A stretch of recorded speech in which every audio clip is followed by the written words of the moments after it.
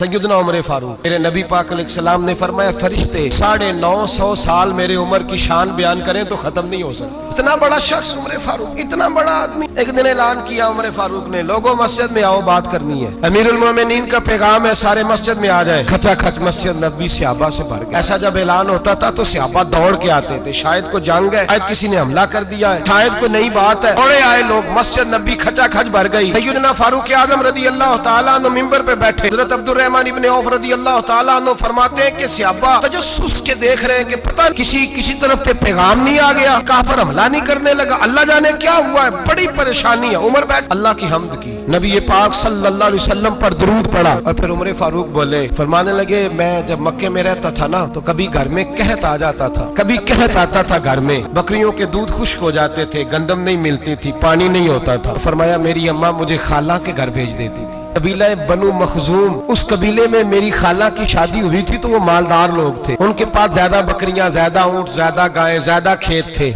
हजरत उमर फारूक फरमाने लगे, मैं उनके घर जाता तो मेरे खालू समझ जाते कि उमर को इसलिए भेजा गया है कि कहत आ गया है। फरमाते हैं वो मुझे सवेरे बकरियां चराने ले जाते, शाम तक मैं उनकी बकरियां चराता। अमीरुल मोमिनीन उमर, एक तरफ मसला ये है कि कैसर व किसरा की दीवारें हिल रही है उमर के नारों से, और इधर उमर मिंबर पे बैठ के खुतबे दे रहे हैं। फरमाते हैं मैं बकरियां चराता, शाम खाला के घर जाके मजदूरी करता। फरमाते हैं शाम होती तो एक मुट्ठी किशमिश मुझे देते। आप फरमाते हैं मैं बड़े कद वाला था, एक मुट्ठी किशमिश मिलती है, कभी एक मुट्ठी खजूरें, शाम को खा के सो जाता। कई महीने यूं ही गुजरते तो मेरी अम्मा का पैगाम आता कि हालात सही हो गया, मेरे बेटे को भेज दो। बात कही, हजरत उमर रोने लगे और फिर कहने लगे, अब वो वक्त आया है कि लोग मुझे अमीरुल मोमिनीन उमर कह के पुकारते हैं। बस ये दो बातें की। उमर ने कहा चलो जोहर का वक्त हो गया, अजान पढ़ो, उठो नमाज पढ़े, उठो। अजान हुई, कामत हुई, जनाबे उमर ने नमाज पढ़ाई, लोग चले गए तो सैयदना अब्दुर्रहमान इब्न औफ यराना था जनाबे उमर से, बाजू पकड़ के कहने लगे, उमर सियाना बंदा यार तू, ये दो बातें सुनाने के लिए इतना मजमा इकट्ठा किया था, ये दो बातें कहने के लिए कि मैं खाला के घर जाके मजदूरी करता था तो एक मुट्ठी किशमिश मिलती थी, एक मुट्ठी खजूरें, ये कहने के लिए कि मैं बकरियां चराया करता था। हजरत उमर फारूक रदी अल्लाह तआला अन्हु फिर रोए, फिर आंखों में आंसू आए। कहने लगे, अब्दुर्रहमान आज ना मिस्र शाम से कुछ लोग आए थे और वो बता रहे थे कि उमर तेरा डंका वहाँ भी बड़ा बजता है। वो मुझे कह रहे थे तेरे नाम के वहाँ भी बड़े दबे हैं, बड़े तज़किरे हैं। तो मेरा नफ्स मुझे कह रहा था, उमर देखा तू यहाँ बैठा है और वहाँ तेरे नाम का शोर हो रहा है, मुझे इसने बड़ा किया है। तो मैंने आज मुस्तफा के सारे गुलाम इकट्ठे करके अपनी औकात बता दी है। मैंने अपनी औकात बताई है, कुछ नहीं, कोई शय नहीं, कोई चीज ही नहीं, किसी से कुछ नहीं जे लग दे, ना कोई साडा दर्दी ने बताया है कि मैं तो ठीक है बकरियां चरा के एक ही किशमिश लेके, एक मुट्ठी किशमिश लेके गुजारा किया करता था। मुझे मेरे कुछ साथी ना ले गए गुजरांवाला सर्दियों के मौसम में, मुझे कहने लगे स्वेटर पसंद कर ले अपनी मर्जी का। मैंने कहा यार मुझे तो वही मजा आता है जो मेरी अम्मा क्रोशिये से बनाया करती, वही वो पहले अब्बा पहनते थे, फिर वही स्वेटर बड़ा भाई पहनता था, फिर हमारे खाते में आ गया। फिर उसकी तारीफें होती थी गुर्बत छुपाने के लिए, उसकी तारीफें होती थी,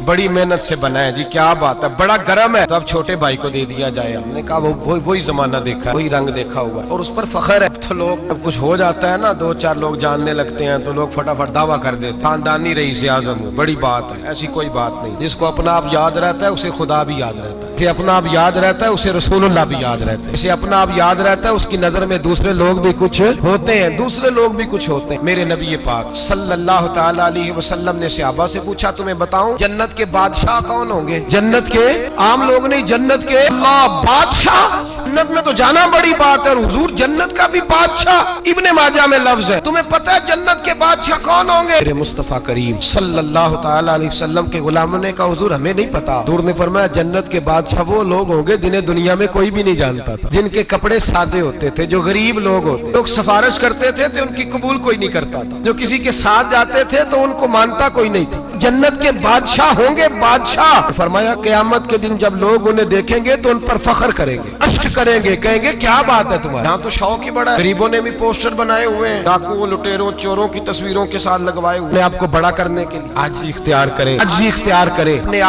आप को मिटाने की कोशिश करें। करीम के बंदे आगे बढ़ के अपना आप दिखाते नहीं, शौक है पहले फोटो खिंचा लो, बाकी बातें बाद में हो, वीडियो बना लो, बाकी कुछ और बाद में हो, पहले। अब तो परसों तरसों मुझे एक मौलाना कहने लगे, आपसे मैंने यहाँ जुमा पढ़ने आते हैं कभी कभी मेरे दोस्त हैं, कहते हैं आपसे मैंने सुना था अगर कोई उस नबी पाक का फरमान है, अगर کوئی نذرانہ دے تو اس کو لے لو, اگر کوئی تحفہ دے تو اس کو حضور نے فرمایا لے لو اگر تمہیں کو دیتا ہے, اپنی مرضی سے, مانگنا منع ہے. کوئی دے دے تو لے لو, ورنہ ایک وقت آئے گا تم مانگو گے تمہیں ملے گا نہیں. جب کوئی دے دے تو لے لو. کہنے لگے آپ نے کہا تھا کوئی دے دے, تو اس وقت سے میں کوئی سوٹ دیتا ہے مجھے میری مسجد کا نمازی تو میں لے لیتا ہوں, کوئی مجھے کوئی اور شے دیتا ہے تو میں آپ سے سن کے, اگر میری مسجد کا نمازی سوٹ پکڑاتے ساتھ فوٹو بھی کھینچے تو پھر میرے لیے کیا ہوگا, وہ خوشبو کی ڈبی دیتے ہوئے ساتھ فوٹو بھی کھینچے پھر میرے لیے کیا ہوگا. کہنے لگے رمضان میں یہ حال ہوا ہے کہ لوگ کپڑے دے رہے تھے اور فوٹو کھینچ رہے تھے, کیا چکر ہے. کہاں چلے گیا غریب آدمی کی عزت نفس کو کچل ڈالا پکڑ کے. جوڑا سال کے بعد امام کو دیا, اس کی بھی تصویر کھینچ کے فیس بک پہ دے ڈالی. یہ ہماری عاجزی ہے, یہ ہمارا پیار ہے, یہ ہمارا انداز. یہ ہم غلط رستے پہ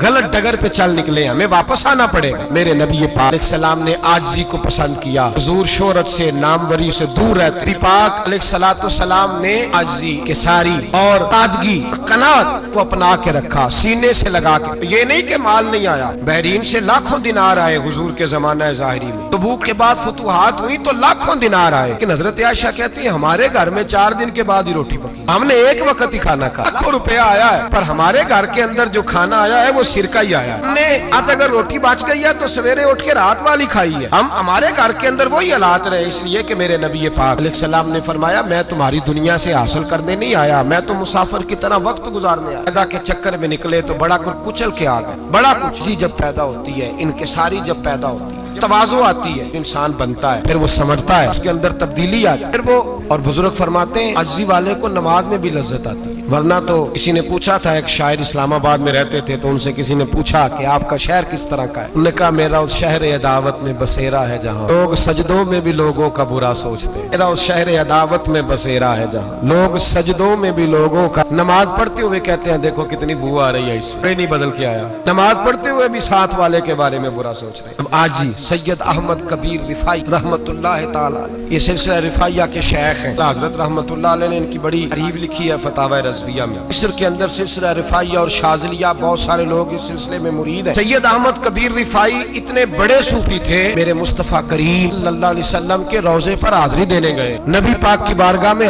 دعا کرے اللہ ہم سب کو وہاں حاضری نصیب فرمائے, ہم سب کو بار بار یہ موقع عطا فرمائے. سید احمد کبیر رفاعی حاضری دینے گئے تو جب نبی پاک کے گنبد پہ پہنچے تو کہنے لگے یا رسول اللہ میں قبر دیکھنے نہیں آیا, میں تو دیدار کرنے آیا. حضور یہ تو زیارت میں کرتا رہتا تھا, دیدار کرنے آیا. یہ کہہ کے رونے لگے, اتنی دیر روئے کہ میرے مصطفیٰ کریم نے اپنا دست مبارک قبر سے باہر نکال دیا. ہاتھ مبارک باہر آیا اور 10,000 لوگوں نے دیکھا. یہاں بھی لوگوں کو شک ہوگا جی کیسے باہر آیا, تو بخاری سنا دیتا, مسئلہ ذرا حل ہو جائے. اس سے نبی کی تعمیر ہو رہی تھی. تعمیر تو کہتے ہیں کہ دیوار نہیں, تعمیر کرتے وقت نا ایک دیوار گری, یہ بخاری کے لفظ ہے. دیوار گری تو ایک پیر باہر آ گیا. پیر کو دیکھا تو کہتے ہیں ہاتھ رکھتے تھے تو اس میں بالکل ایسے تھا جیسے خون سائیڈوں پہ ہو گیا, بالکل زندہ. شور ہو گیا کہ یہ نبی پاک کا قدم مبارک ہے, حضور کا. سارے لوگ اکٹھے ہوئے, وہاں کو بلایا, پیر دیکھا تو کہنے لگے نبی پاک کا نہیں تو سیدنا فاروق اعظم کا ہے. جب یہ کہا نا فاروق اعظم کا ہے تو پھر ایک شور اٹھا, یہ حال ہے ان کے غلاموں کا تو سرکار کا عالم کیا ہوگا. یہ بخاری ہے, تو زندہ ہے واللہ, زندہ ہے واللہ, میری چشم عالم سے چھپ جانے والا. سید احمد کبیر رفاعی اتنے بڑے, پاک صلی اللہ علیہ وسلم نے دست مبارک باہر نکالا, 10,000 لوگوں نے. کسی نے حضرت سید احمد کبیر رفاعی سے پوچھا کہ بابا اتنا بڑا درجہ, اتنا بڑا مقام کیسے ملا؟ تو بابا جی کہنے لگے زندگی میں کبھی کسی کو حقیر نہیں سمجھا, کسی کو کبھی حقیر, کبھی کسی کو اپنے سے کمتر نہیں سمجھا.